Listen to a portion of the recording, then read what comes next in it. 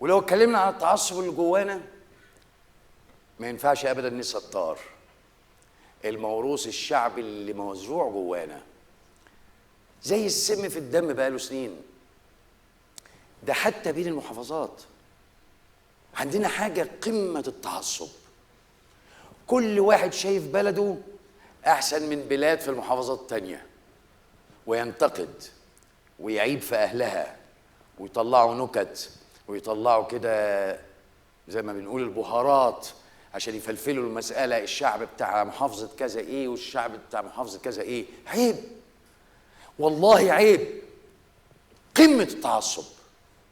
التعصب يؤدي إلى الكراهية، والكراهية تؤدي إلى الاضطهاد، والاضطهاد يؤدي إلى التطرف، والتطرف يؤدي إلى العنف، والتعصب يؤدي إلى الفتنة، والفتنة أشد من القتل.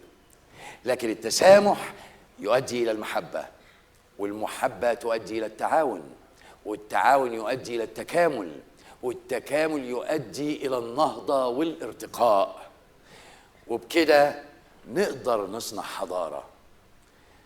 إنك تكون غيور على دينك ده واجب،